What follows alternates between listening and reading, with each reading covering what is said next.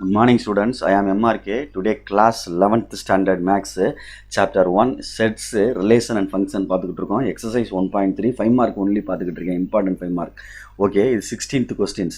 ரெண்டு sales person இருக்காங்க, அப்பாவும் மைனும், ஃபாதரும் சன்னும். அவங்களுடைய ஃபங்க்ஷன் ஆஃப் இது கொடுத்துருக்கு, ஆனுவல் ஏர்னிங் அப்படின்னு கொடுத்துருக்கு. சரிங்களா? சொல்கிறது எக்ஸ் ருப்பீஸ் அப்படின்றது வேறு எக்ஸுன்றது ருப்பீஸ் ஆஃப் அப்படின்னு கொடுத்துருக்காங்க. சரியா? செல் பண்ணுற ருப்பீஸு. Right, okay. அப்பா வந்து தனியாக ஒரு ஃபங்க்ஷன் ஆஃப் இது வந்து சேல் பண்ணுறாங்க.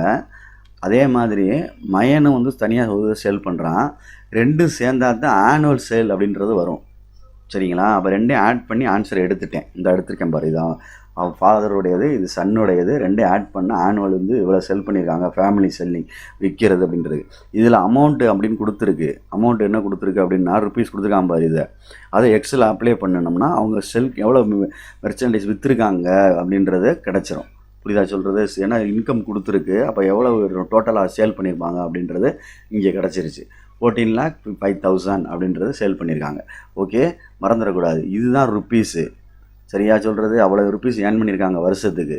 அப்போ எவ்வளோ மெர்ச்சன்டைஸ் வந்து இது ஒர்த் ஆஃப் இது விற்றுருக்காங்க அப்படின்றதுக்கு அர்த்தம் இது.